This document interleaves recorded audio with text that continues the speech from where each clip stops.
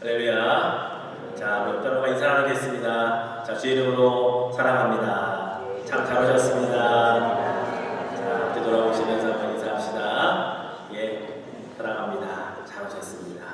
오늘도 또 하나님 안에서 예배하는 이 공동체가 주 안에서 귀하고 아름다운 공동체인 줄로 믿습니다.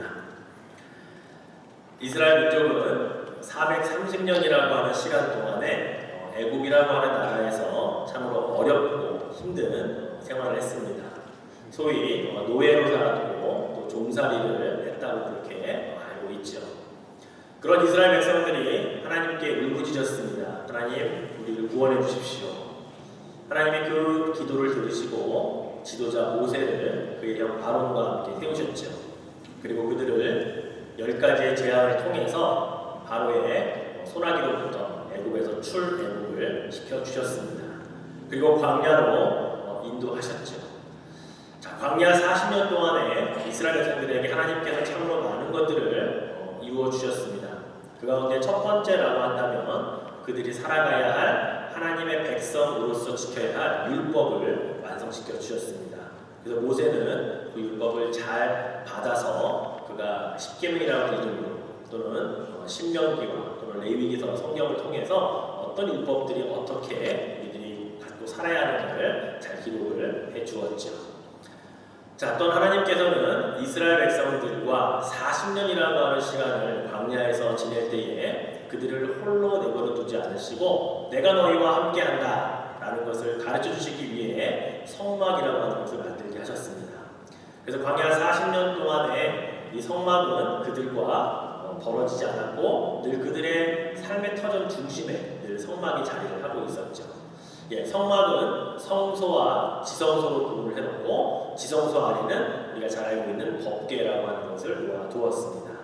그리고 그 지성소 위에 낮에는 구름기둥, 밤에는 불기둥. 그래서 사람들이 어디에 있든지 성막을 바라보면 하나님이 저기 계시는구나. 우리 하나님이 우리 이스라엘 백성들과 늘 함께 하시는구나. 그들은 마음속에 그 확신을 갖고 살 수가 있었던 것이죠. 이렇게 광야 40년 동안에 하나님의 임재를 그들은 밤낮 느낄 수 있었습니다.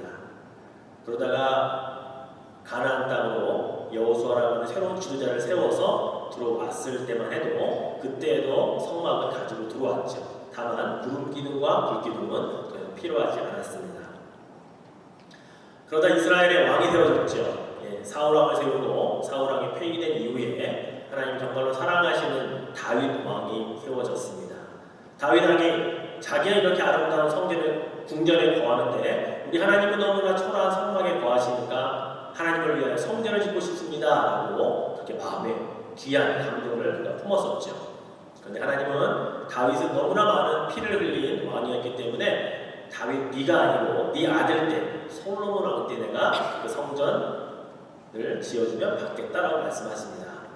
그래서 다윗은 성전을 짓기 위한 준비 작업만 했을 뿐이지 실제로 성전을 짓지 못했습니다.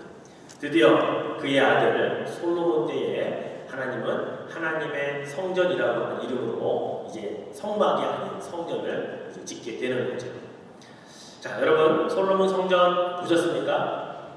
보신 분이 아무도 없습니다. 그러니까 그저 성경에 나와 있는 것을 근거로 해서 이렇게 그림을 그리거나 이렇게 모형을 만들어 놓은 것을 볼 뿐이죠. 자, 현대의 기술이 또 영상 기술이 얼마나 많이 발전했냐면요, 이 솔로몬 성전을 내부까지 3D 영상으로 작업을 해놓은 것을 제가 찾았습니다. 성경에 있는 말씀을 그대로 근거해서 규격과 또 문양과 모든 것들을 잘 종합을 해서 이제 여러분과 함께 솔로몬 성전을 한번 들어가 볼 겁니다. 아마 여러분 처음 보시는 솔로몬 성전일 텐데 자, 마음의 준비를 하시고 솔로몬 성전이 어떻게 생겼을까 자, 한번 영상을 통해서 한번 보시고 난 다음에 제가 또 말씀을 이렇게 나누죠. 자, 한번 틀어주세요.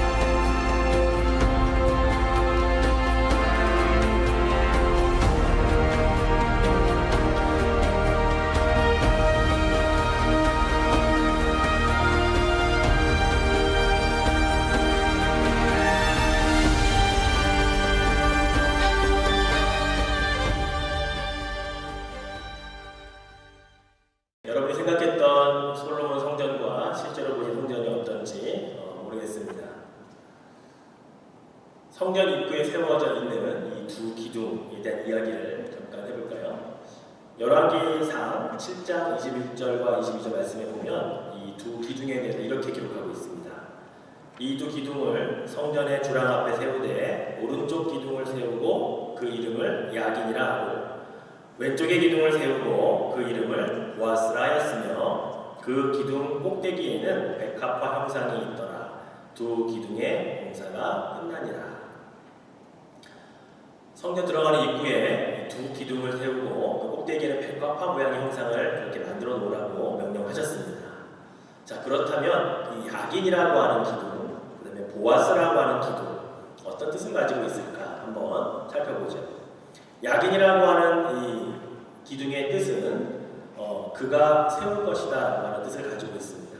He will establish. 그가 세웠다가 아니고 세우고 있다가 아니고 앞으로 세울 것이다 라고 하는 뜻을 가진 것이 야긴이라고 하는 이 기둥의 의미입니다.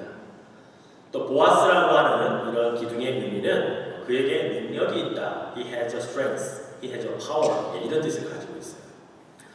자, 그렇다면 하나님께서 이미 솔로몬을 통해서 세우신 이 솔로몬 성전, 그런데 들어가는 입구에 하나님이 이미 세웠다도 아니고 하나님이 가지고 계신 능력, 그리고 하나님이 앞으로 세울 것이라고 하는 이 두 가지 의미를 성전 앞 기둥에 세워놓으신 이유는 무엇일까?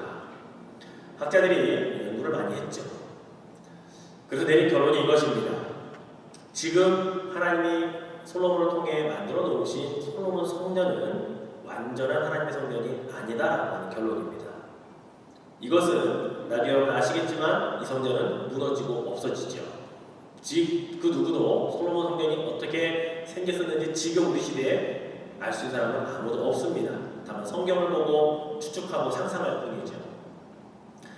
다시 말해서 하나님께서는 지금 솔로몬을 통하여 하나님의 성전을 지었지만 이것이 완전한 성전이 아니라 앞으로 내가 가지고 있는 능력으로 내가 앞으로 세울 또 다른 완전한 성전이 있다는 것을 솔로몬 성전에다가 이미 말씀해 놓으셨다는 사실이죠.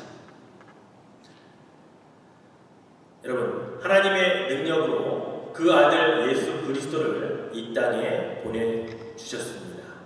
세상 죄를 지고 가는 하나님의 어린 양으로 십자가에서 처참하게 못 박혀 죽게 하신 것이 하나님의 능력이셨습니다. 그리고 그를 죽은 자 가운데서 3일 만에 살리신, 그래서 그 예수 그리스도를 믿는 자들마다 마음으로 믿고 입으로 시인하는 자들에게 하나님의 교회가 되게 해주시겠다고 하는 약속을 해주셨고 그것이 그분의 능력이며 그분이 세우실 마지막 성전이었다는 사실입니다. 바로 하나님의 백성들 각자가 하나님의 능력으로 세우신 교회라는 사실이죠. 저와 여러분이 하나님의 그 야긴과 보아스라고 하는 이 솔로몬 성전을 세우면서 그 기둥으로 세운 것에 담겨놓았던 바로 그 교회가 저와 여러분이라는 사실입니다. 건물로서의 교회를 말하고 있지 않습니다. 사도 바울은요 고린도 교회에 이런 편지를 씁니다. 고린도전서 3장 16절 17절 말씀을 보니까 이렇게 기록을 하고 있어요. 자, 같이 한번 읽어보겠습니다. 너희는 너희가 하나님의 성전인 것과 하나님의 성령이 너희 안에 계시는 것을 알지 못하느냐? 누구든지 하나님의 성전을 더럽히면 하나님이 그 사람을 멸하시리라. 하나님의 성전은 거룩하니 너희도 그러하니라. 그렇습니다. 예수 그리스도를 믿는 우리 안에, 저와 여러분 안에 이미 하나님의 성령이 거하시기 때문에 바로 내가 성전이고 내가 교회인 것입니다. 이것을 우리는 믿어야 합니다. 그런데 현대 교회가 기울어져 가고 있습니다. 교회를 든든히 받쳐 있어야 할 기둥들이 점점점 무너져 가고 있기 때문입니다. 바로 우리의 교회, 내 신앙 안에 있어야 할 야긴과 보아스라고 하는 그런 기둥 같은 이 상징적인 것들이 무너져가고 있다는 겁니다. 저는 그 두 기둥을 은혜와 진리의 기둥이라고 저는 말씀드리고 싶습니다. 오늘 요한 사도가 예수님을 보면서 그분이 무엇으로 충만해 있는가 그가 유심히 기도하고 살펴보았더니 그 안에 이것이 충만해 있던 것을 발견합니다. 그래서 오늘 본문의 14절의 말씀을 보면 이렇게 기록하고 있어요. 말씀이 육신이 되어 우리 가운데 거하심에 우리가 그의 영광을 보니 아버지의 독생자의 영광이요 뭐가 충만하더라? 은혜와 진리가 충만하더라. 예수 그리스도를 보니까 그분은 이미 말씀이셨습니다. 왜냐하면 요한복음 1장 1절을 시작하면서 이렇게 시작하고 있거든요. 태초에 말씀이 계시니라. 이 말씀이 하나님과 함께 계셨으니 이 말씀은 곧 하나님이시니라. 태초에 로고스라고 하는 그 말씀이 계셨는데 이것이 하나님이시고 하나님과 함께 계신 그분이 말씀이시고 말씀이 육신이 되어 이 땅에 왔는데 그분을 보니까 하나님을 보는 것 같고 그분의 영광을 보니 그 영광 안에 은혜와 진리의 두 기둥이 충만했던 것을 내가 보았습니다. 이렇게 요한사도가 기록을 하고 있는 거예요. 어떻게 보면 은혜와 진리의 기둥, 추상적이고 형이상학적인 그런 의미로 우리가 받아들일 수도 있습니다. 근데 여러분, 이 은혜가 무엇인지 그리고 진리가 무엇인지 다시 한번 우리가 잘 살펴보고 깨닫는다면 결코 추상적이지도 형이상학적이지도 않다는 것을 우리가 알게 됩니다. 자, 그럼 첫 번째 은혜라고 하는 그 기둥에 대해서 한번 살펴보죠. 신앙생활을 하면서 여러분 알게 모르게 가장 많이 쓰는 단어 가운데 하나가 이 은혜라고 하는 단어입니다. 히브리어로는 다른 많은 단어도 있지만 헤세드라고 하는 단어를 쓰고 있고요. 그 다음에 헬라어로 하면 카리스라고 하는 단어를 씁니다. 신약 성경에도 이 은혜라고 하는 단어만 약 150여 차례나 기록되어 있을 정도로 굉장히 많이 쓰는 단어예요. 근데 여러분, 이 은혜라고 하는 이 단어, 이 명사죠. 이 명사와 함께 어울리는 동사가 있습니다. 은혜하면 항상 같이 따라 붙는 단어 가운데 가장 잘 어울리는 동사가 뭐냐? 받는다라고 하는 거예요. receive 한다는 단어예요. 이 말은 다시 말하면 은혜라고 하는 것은 처음부터 내 안에 있었던 것이 아니라는 거죠. 은혜라고 하는 것은 받아야 된다는 겁니다. 은혜라고 하는 것은 누군가로부터 주어져야 그것을 받고 가질 수 있는 것. 이것이 바로 은혜라고 하는 거죠. 그래서 은혜는 여러분 철저하게 받는 것인데 누구로부터 받습니까? 하나님으로부터 받는 것을 은혜라고 하는 겁니다. 이게 바로 헤세드라고 하는 히브리어고 카리스라고 하는 헬라어 은혜를 뜻하는 단어라는 거예요. 영어로는 grace라는 뜻이겠죠. 그렇습니다. 하나님이 주셔야만 받을 수 있는 것을 우리가 은혜라고 말하는 겁니다. 그런데 그 은혜는 너무나 값지고 귀한 것임에도 불구하고 공짜로 주어진다는 아이러니한 그런 것입니다. 너무나 싸서 가치가 없고 공짜로 받는 게 아니에요. 너무나 비싸서 너무나 가치가 있어서 우리가 어떻게 구입할 수 없고 가질 수 없기 때문에 거저받는 거라는 거죠. 그런데 그 은혜를 거저받는 것 때문에 헛되이 받는 사람도 있다는 겁니다. 사도 바울이 고린도 교회에 그런 사람들이 있어서 이런 편지를 또 씁니다. 고린도후서 6장 1절과 2절을 보니까 우리가 하나님과 함께 일하는 자로서 너희를 권하노니 하나님의 은혜를 어떻게 받지 말라? 헛되이 받지 말라 경고합니다. 이르시되 내가 은혜 베풀 때 너에게 듣고 구원의 날에 너를 도왔다 하셨으니 보라 지금은 은혜 받을 만한 때요 보라 지금은 구원의 날이로다. 이렇게 고린도 교회에 편지를 했어요. 은혜를 헛되이 받아서는 안 된다라고 경고를 합니다. 이 은혜는 하나님의 아들 예수 그리스도를 이 땅에 죽기까지 내어주신 그분의 결단, 그분의 엄청난 사랑, 이것을 대가로 해서 우리가 받는 것이기 때문에 결국 헛되이 받지 말라라고 경고하고 있는 겁니다. 싸구려가 아니라는 겁니다. 또한 이 은혜라고 하는 것은요, 아무 때나 받는 게 아닙니다. 은혜 받을 때에 받는 겁니다. 바꿔 말하면 은혜를 받는 그 장소나 자리에 가야 주어지는 것이 은혜라는 겁니다. 우리가 친구 만나고 친구랑 함께 있는 시간에 그 끝나고 나면 친구와 함께 은혜 받았다 이런 걸 쓰지 않잖아요. 우리가 어디에 재밌게 놀고 재밌게 누구와 지낸 다음에 정말 은혜 받았다 이렇게 얘기하지 않는다고요. 왜냐하면 은혜는 값없이 주어지는 것이긴 하지만 그러나 아무데나 아무 곳에서나 주어지는 게 아니라 은혜 받을 때에 은혜 받을 장소에 그 은혜는 부어진다라는 사실이에요.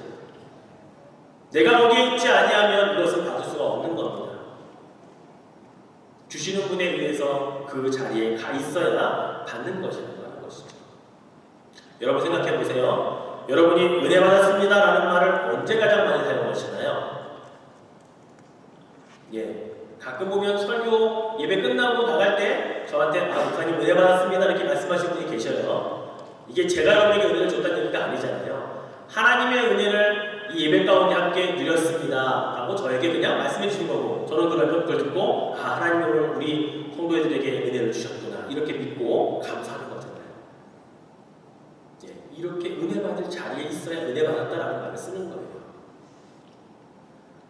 또 언제 여러분들 쓰시나 보니까 우리가 커피 브레이크 속으로 성경 묵상할 때요, 마지막 시간에 이제 오늘 말씀 정리하면서 각자 느낀 거 한번 얘기해 보세요 하면 그 가운데 몇 분이 얘기하실 때 목사님 오늘 이 말씀 이런 말씀인지 몰랐어요, 오늘 은혜 받았어요 이런 얘기를 하시는 것을 보게 돼요. 은혜 받을 자리에 있었기 때문에 은혜 받았다라고 표현하는 거잖아요. 찬양 부르고 나서 오늘 찬양 은혜로웠습니다 라고 말하는 분들이 있죠. 기도하다가 기도 중에 만나주신 하나님을 통해서 오늘 은혜 받았습니다 라고 얘기하는 분도 있어요. 다 종합해 봅시다. 은혜 받을 자리에 있었기 때문에, 은혜 부어주시는 시간에 있었기 때문에 은혜 받았다라고 하는 결론인 거예요. 그러니까 아무 때나 주어지는 게 아니고요, 아무 때나 받을 수 있는 게 아니라는 거예요. 즉 우리가 신앙의 첫 번째 기둥으로 삼고 있는 은혜의 기둥, 이것은요 내가 그 자리에 가야 받을 수 있는 것이라는 겁니다.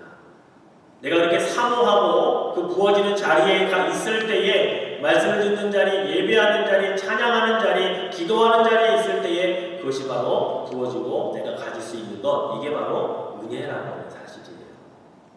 그러나 여러분, 은혜는 사모해야 받는 겁니다. 은혜는 그 자리에 가는 내 노력이 있어야 된다는 거예요. 그래야 은혜가 주어지기 때문입니다. 그런데 여러분, 은혜가 없으면 어떻게 되는지 아세요? 죄송하지만 신앙이 굉장히 메마릅니다. 아주 탁탁해져요. 사람들과 자꾸 부딪히며 소리가 나요. 신앙생활을 같이 하는 관계 안에서도 그 사람 때문에 공동체가 자꾸 깨어지고 상처나고 아프고 그런 일들이 일어난다고요. 누가 나에게 상처 주는 말을 했어요. 근데 내가 은혜로 풍성하면요, 그 상처가 나에게 상처가 되지 않아요. 왜? 그 공간이 없어요. 하나님의 은혜로 풍성하게 모든 것들이 지금 채워져 있으니까 다른 어떤 것들이 들어와서 그것을 차지할 공간이 없다고요. 그러면 여러분 상처받지 않아요. 그런데 작은 누구의 그런 말 한마디에 상처받았다고 말하는 분들, 어떤 것에 시험 들었다고 말하는 분들, 은혜가 떨어지고 있다는 자기 스스로의 진단인 거예요. 누군가 자꾸 부딪히고 가족 관계에 자꾸 뭔가 삐덕삐덕 거리고 누구의 말이 자꾸 거스르고 누가 잘못한 거 자꾸 지적하고 싶고 손가락질하고 싶고 비난하고 싶은 마음이 생긴다. 은혜가 떨어졌다는 증거예요. 은혜 받을 자는 은혜를 풍성히 누리고 자꾸 내가 채워야 되는데 그러지 않고 있다라고 하는 자가 진단인 거죠. 사랑하는 여러분, 은혜 받을 자를 찾아가시기를 축원해 드립니다. 은혜 받기를 사모하시기를 축원해 드립니다. 그래야 여러분 풍성해지고, 그래야 부드러워지고, 그래야 모든 것들이 감사로 갈 수 있기 때문이에요. 이게 바로 신앙의 첫 번째 기둥인 은혜라고 하는 기둥인 것이죠. 요한 사도는요, 그래서 예수님에게서 그것을 본 겁니다. 은혜와 진리가 충만한 그분을 본 거예요. 그 가운데 우리 예수님의 은혜라고 생각해보잖아요. 정말 힘들고 괴로우셔서 겟세마네 동산에 나가셨어요. 그런데 나를 위해 기도해달라고 하는 제자들을 보니까 1시간 늦게도 기도하지 못해요. 자꾸 졸고 있어요. 자꾸 자고 있어요. 한 번, 두 번 건면해 보더니 세 번째는 됐다. 그래, 이제는 자고 쉬어라 라고 그렇게 말씀하시네요. 자, 자기를 팔기로 결단한 가룟유다 얼마나 믿습니까? 당장 어떻게 해서라도 그 하는 일을 중단시킬 수 있지만, 그러나 그에게 기회를 주잖아요. 회개할 수 있는 기회. 오늘 이 자리에 함께하고 있는 자 중에 나의 팔자가 있다. 가룟유다가 깨닫고 주님 저였습니다. 죄송합니다. 회개합니다 라고 했다면 괜찮겠지만 그러지 않았어요. 그러나 끝까지 그를 회개할 수 있는 기회를 주셨던 것, 은혜가 충만한 예수님의 모습 아니겠습니까? 십자가상에서 못을 받고 조롱하고 예수의 옷을 찢어서 나누는 그런 자들을 향해 아버지여 저들의 죄를 용서해 주십시오. 저들이 하는 일이 무엇인지 저들이 모릅니다. 은혜가 충만한 분의 모습인 거죠. 예수님을 배반하고 다 도망가 버렸습니다. 수제자 베드로도 3번이나 부인했습니다. 부활하시고 나서 갈릴리 바다에 가서 뭐 하세요? 제자들을 위해 맛있는 생선으로 조반을 지어주시잖아요. 그들과 함께 나누시면서 또 그들에게 또 부드럽게 또 요한에게 너는 나를 사랑하느냐라고 물으시잖아요. 은혜가 충만한 분의 모습이라는 거죠. 그렇게 어떠한 상처와 배신과 배반에도 결코 무너지지 아니하는 바로 그것은 은혜가 충만했기 때문에 가능한 것입니다. 그래서 오늘 본문의 16절 말씀에 보면요, 요한사도가 이렇게 기록합니다. 우리가 다 그의 충만한 데서 받으니 은혜 위에 은혜로라. 이런 고백이 나오는 거죠. 예수님을 보니까 이러한 은혜를 사모하시기를 다시 한번 축원해 드리겠습니다. 자, 두 번째 기둥을 볼까요? 자, 두 번째 기둥은 이제 진리의 기둥입니다. 자, 진리의 기둥 신명기 28장 14절 말씀을 보니까요, 이렇게 기록하고 있어요. 내가 오늘 너희에게 명령하는 그 말씀을 떠나 좌로나 우로나 치우치지 아니하고 다른 신을 따라 섬기지 아니하면 이와 같으리라. 반대로 생각해 보자고요. 사람은 좌로나 우로나 치우치게 되어 있다는 거죠. 그런데 그나마 좌로나 우로나 치우치지 않게 붙잡아주는 게 뭐다? 말씀이라는 거예요. 그래서 하나님의 말씀을 붙잡고 사는 사람은 좌로나 우로나 치우치지 않을 수 있는 그 사람이 된다는 거예요. 이것을 진리라고 말합니다.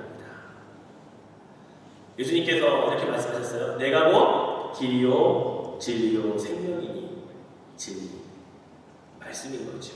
태초에 말씀이 계셨고 말씀이 육신이 되셨고 그 말씀이 예수님이신데 예수님은 내가 곧 길이요 진리요 생명이요 나는 진리다라고 말씀하시니까 다 같은 거 아니겠어요? 바로 진리의 기둥도 역시 예수님으로부터 받아 세워야 된다는 사실이죠. 하나님의 말씀을 우리는 성령의 감동으로 우리에게 주신 것이라고 그렇게 우리는 말씀을 통해 믿습니다.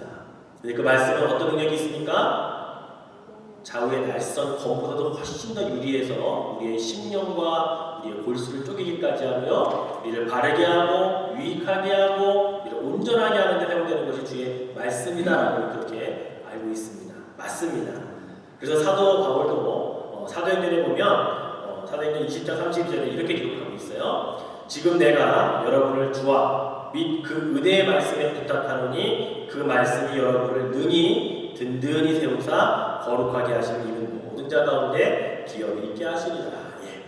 누구한테 부탁해요? 은혜의 말씀에 부탁한대요. 말씀이 사람을 좌로나 치우치지 않게 하고 그 말씀 위에 능히 든든히 서야 흔들리지 않기 때문에 사도 바울은 이렇게 이야기를 하고 있는 거죠. 성경은 다른 어떤 것을 제시하고 있지 않습니다. 우리를 바르게 세울 수 있는 것은 오직 주의 말씀, 진리의 말씀밖에 없다라고 우리에게 강조를 할 뿐입니다. 여러분, 목회자들은요, 바로 이것을 책임지는 자들입니다. 즉, 진리의 말씀을 바르게 가르쳐야 할 사명이 있고 의무가 있는 자들이에요. 반대로 말하면 여러분은 주의 말씀을 잘 배워야 하는 그런 의무가 또 여러분에게 있는 겁니다. 그런데 여러분, 주일날 한번 이렇게 예배 시간에 선포되어지는 말씀, 길어야 30분이거든요. 30분 동안 듣는 것으로 나의 진리의 기둥이 세워진다라고 착각하시면 안 됩니다. 이것은 세워지게 세워져요. 그러나 이것으로 여러분의 삶의 전체 진리의 기둥을 세운다라고 그렇게 착각하시면 안 된다고요. 다양하게 여러분이 진리의 기둥을 세워나가야 합니다. 즉, 말씀을 듣고 읽고 묵상하고 배우는 그 루트와 통로들을 여러분이 많이 접하셔야 돼요. 제가 목회자로서 여러분에게 다양하게 제공해 드리잖아요. 일주일에 한 번씩 다바로 성경 문제집 제공해 드리잖아요. 열심히 푸는 분 한 20분 계세요. 한 달에 한 번씩 수요예배 못 나오시는 분들 가정에서 가정예배 드리시라고 가정예배에서 만들어 드리잖아요. 그 안에 말씀도 제가 다 그렇게 드리잖아요. 읽고 가정에 함께 말씀으로 묵상하고 말씀을 들을 수 있는 시간 드리거든요. 여러분, 우리가 벌써 8번째 커피 브레이크를 하고 있습니다. 8번째 하고 있다는 이야기예요. 3년쯤 하고 있는데 한 번도 커피 브레이크가 뭐야? 뭐 하는 데야? 관심도 없어. 이런 분들은 여러분의 의무를 다하고 있는 게 아니에요. 저는 가르쳐야 할 의무, 여러분은 배워야 할 의무, 어떻게든지 말씀에 한번 가까이 가보겠다가 여러분의 도전이 있어야 되는 거죠. 지난 주간에 제가 캐논비치에서 우리 조지 박스 대학에 있는 포틀랜드 세미나리라고 하는 곳에서 우리 목회자들을 이렇게 모아놓고 재충전하는 시간들을 프로를 마련해 줬습니다. 아니 가서 들어보니까 릴리 인다우먼트 코퍼레이션이라고 하는 재단에서요 조지 박스 대학에 100만 불을 도네이션했대요. 그리고 이 100만 불을 쓸 수 있는 조건을 달았는데 목사님들만을 위해 쓰라고 했답니다. 그래서 목사님들 가운데 힘들고 어려워 지쳐있는 분들을 이렇게 좀 잘 surviving, 그러니까 좀 재충전하고 회복할 수 있도록 그렇게 돕는 일에 써주십시오라고 100만 불을 받았대요. 그래서 여러분 캐논비치 최고급 호텔에서 3박 4일 동안 방학간에 저 혼자 있었어요. 예, 정말 비싼 호텔이거든요. 우리 장님께 물어봤더니 제일 비싼 호텔이래요 거기서. 그리고 캐논비치에 있는 모든 고급 식당은 다 갔어요. 아침, 점심, 저녁을요 식당마다 최고급의 음식으로 다 서빙을 해주더라고요. 거기에 모인 목사님들 다 해서 스텝들까지 해서 30명 정도 모였거든요. 그 30명을 위해서 3박 4일 동안 5만 불을 썼습니다. 예, 그래서 앞으로 20년 동안 쓸 거예요. 100만 불 받은 거 가지고. 왜 이 일을 하는지를 그 도네이션 했던 그 릴리라고 하는 그 재단이요 한 가족이더라고요. 가족이 재단을 만들어서 그것을 하는 분들인데 이 시대에 미국 교회가 무너져가고 있다는 거예요. 그런데 그 무너져가는 교회에 목사님들이 너무 애쓰고 분주하고 있는데 교회가 살아날 기미가 보이지 않는데 보니까 목사님들이 지쳐가고 있다는 거예요. 그래서 그분들이 그래 우리가 100만 불을 도네이션해서 이 목사님들을 좀 재충전하게 해드리자. 좀 목사님들을 다시 일어날 수 있도록 해드리자. 그런 취지에서 이것을 도네이션하고 작년에 올해 2년째 좀 이어간다는 거예요. 그래서 한 목사님당 2년 동안을 책임지더라고요. 전 내년에 또 갈 수 있어요. 내년에는 와이프도 데려갈 수 있도록 허락을 받았어요.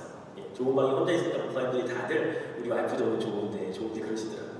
그래서 갈 수 있도록 허락을 해주신 것 같아요. 자, 그런데 그 프로그램 중에요 이런 게 있었어요. 질문을 하나 하는데요. 이런 질문을 하더라고요. 여러분 교회의 성도님들은 여러분 교회 목사님들이 어떤 때에 회복되어지고 어떤 때에 재충전하는 것이라고 생각하고 있을까요? 목사님들에게 성도들의 입장에서 한번 생각해 보십시오라고 물어보는 질문이 있었어요. 그래서 한번 여러 목사님들이 답을 적고 자기 생각을 적었는데 많은 분들이 이렇게 얘기했어요. 아마 우리 성도님들은 목사님들이 이렇게 좋은 곳에 와서 몇 밤 며칠 목회 현장을 떠나서 함께 이야기하고 쉴 수 있는 이런 공간을 주시면 이런 시간을 주시면 재충전되고 회복할 수 있을 것이다 라고 많은 목사님들이 이렇게 했어요. 그런데 몇 목사님이 이런 얘기를 하시는 거예요. 그럴 수도 있지만 아마 성도님들 가운데에는 성도님 스스로가 목사님의 말씀을 사모하고 목사님과 함께 교제하고 목사님과 함께 말씀을 배우면서 자라가는 모습을 볼 때 목사님은 재충전할 수 있고 목사님 다시 살아나는 건 아닐까라는 그런 이야기를 하시더라고요. 저도 처음에는 첫 번째 것만 생각을 했는데요. 그분의 이야기를 들으면서 두 번째 것도 가능하겠다는 생각을 하게 됩니다. 왜요? 저에게 부름받은 사명은 오래오 선교교회 우리 성도님들을 어떻게 해서든지 주의 말씀을 배워서 그 말씀으로 살아갈 삶의 능력을 얻고 어려움이 와도 말씀으로 삶을 극복하고 다시 일어서게 하는 것, 그것이 제가 부름받은 사명이거든요. 근데 그것을 여러분이 하고 있다면 그것을 보면 저는 그야말로 재충전되는 거 아닐까요?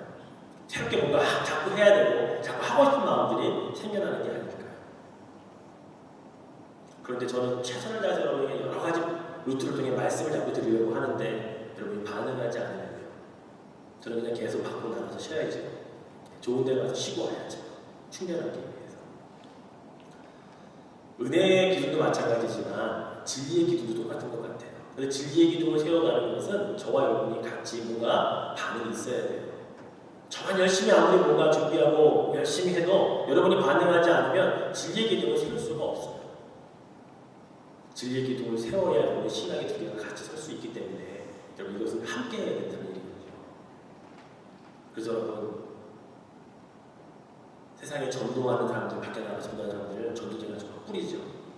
예수 믿으시라고, 그리고 교회 다니시라고. 그런데 제일 가슴 아픈 데가 어딘지 아시죠?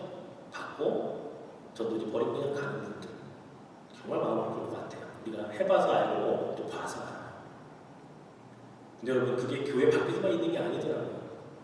교회 안에서 아무리 제가 열심히 여러분 커피부리에 신청 보내십시오, 선행 공부하는 거 가져가십시오 해도 나중에 보면 바닥에 버리고 가는 분들, 그런 분이 많이 있어요.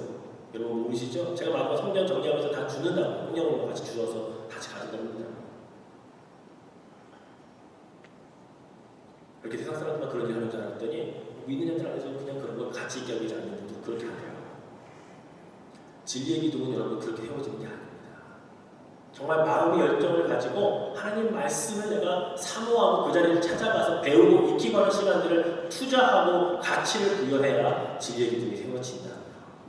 은혜의 기둥이 마찬가지입니다. 그래야 두 가지의 기둥이 함께 서야 그것이 바로 여러분의 신앙이 되고 여러분의 교회가 되는 겁니다. 아까 말씀드렸죠? 하나님이 세우십니다. 그의 능력을 가지고 세우십니다. 그게 바로 저와 여러분이라면 여러분 교회는 든든히 두 기둥을 잘 세워가고 있는지 한번 점검해 보셔야 된다는 것입니다. 말씀을 했죠. 신앙생활은 저는 균형이라고 이야기하고 싶습니다. 솔로몬 성전에 야긴과 보아스의 두 기둥이 들어가는 입구에 딱 균형 잡히게 세워졌던 것처럼 우리 신앙생활의 그 균형도 은혜와 진리라고 하는 두 기둥이 바르게 세워져야 한다고 믿습니다. 이것이 내 신앙생활의 핵심이며 근간이어야 됩니다. 그래야 어떤 역경과 시련이 와도 은혜와 진리의 기둥이 세워져 있으면 능히 감당할 수 있고 이겨낼 수가 있기 때문입니다. 바로 그것을 누구로부터 받아야 하느냐? 요한 사도는 분명하게 우리에게 제시해주고 있죠.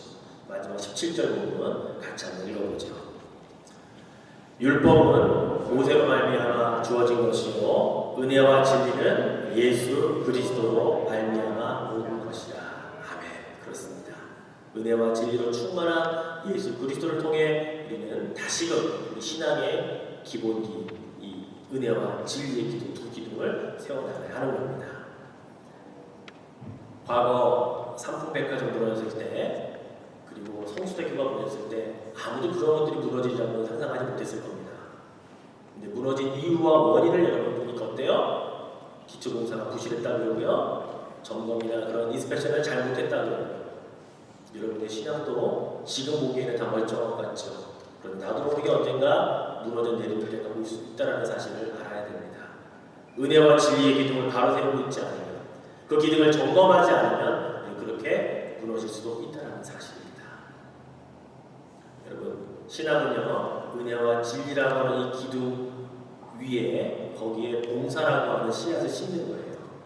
성가대로도 봉사하고, 안내로도 봉사하고, 헌금에도 봉사하고, 식당 봉사하고, 다 그것은 은혜와 진리의 기둥이 세워진 다음에 봉사라고 하는 씨앗을 심을 때 거기에 꽃이 피는 겁니다. 그 꽃이 뭔지 아세요? 그게 바로 축복인 거예요. 그게 바로 하나님의 말씀 안에서 신앙으로 잘 다듬어졌을 때 봉사를 통해 열매를 맺고 그 꽃을 통해 축복받는 것, 바로 이것이 신앙의 핵심이라는 사실입니다. 사랑하는 여러분, 오늘 우리에게 이 말씀을 주신 이유는 여러분에게 이렇게 가기를 바라시는 주님의 마음인 줄 믿습니다. 나의 은혜와 진리의 기둥은 잘 세워져가고 있는가 한 번쯤 돌아보시고 그렇게 여러분 세워가시는 우리 시간이시면 좋겠습니다. 함께 우리 기도하죠. 기도 제목을 드리겠습니다. 하나님, 솔로몬 성전의 야긴과 보아스의 두 기둥처럼 저의 마음에 있는 성전 안에 은혜와 진리의 기둥으로 잘 세워가기를 원합니다. 하나님, 혹시 한쪽이 기울어져 있다면 다시 보수하게 하여 주십시오. 둘 다 세워져 가고 있지 않다면 둘 다 세워갈 수 있도록 하는 기회를 주십시오. 그래서 은혜와 진리의 기둥을 잘 세워서 그 위에 봉사의 씨앗을 심고 그 씨앗이 자라 꽃을 피워 그것이 나에게 열매가 되고 축복이 되도록 축복하여 주옵소서. 함께 기도하겠습니다. 하나님 아버지, 감사합니다. 오늘 우리에게 주신 주의 말씀, 사도 요한이 예수님을 보고 하나님의 영광 안에 은혜와 은혜와 진리가 충만한 것을 보았습니다. 율법은 모세로부터 왔지만 은혜와 진리는 예수 그리스도로 말미암았다고 주가 고백합니다. 하나님 그렇습니다. 우리의 신앙생활의 근간은 은혜와 진리입니다. 은혜를 받을 자리를 찾아 나가야 그 은혜를 받습니다. 거저 주시지만 아무 때나 아무렇게나 주시지 않기 때문에 받을 자리 사모하여 가서 그 받는 은혜로 우리를 채워가야 하겠습니다. 하나님 진리의 기둥을 세워가기를 원합니다. 좌우나 우로나 치우칠 수밖에 없는 우리들입니다. 그런데 말씀을 붙잡고 살면 치우치지 아니할 수 있다고 주님이 약속하십니다. 그 진리의 기둥을 붙잡고 살면 우리를 바르게 하고 유익하게 하고 우리를 선한 길로 인도하신다고 주님 말씀하십니다. 예수 그리스도로부터 받게 하여 주시옵소서. 그래서 은혜와 진리의 기둥을 잘 세우게 하여 주시고 그 세워진 그 신앙 위에 봉사라고 하는 씨앗을 많이 심게 하셔서 그 씨앗이 자라 꽃이 피고 열매 맺어서 축복받는 우리의 신앙생활이 되게 하여 주옵소서. 하나님 내 안에 하나님의 성전을 세워주셔서 감사합니다. 그 성전이 무너지지 않고 잘 자라갈 수 있도록 우리 주님이 붙잡아 주시옵소서. 다 같이 감사합니다. 예수님의 이름으로 기도드립니다. 아멘. 그 피로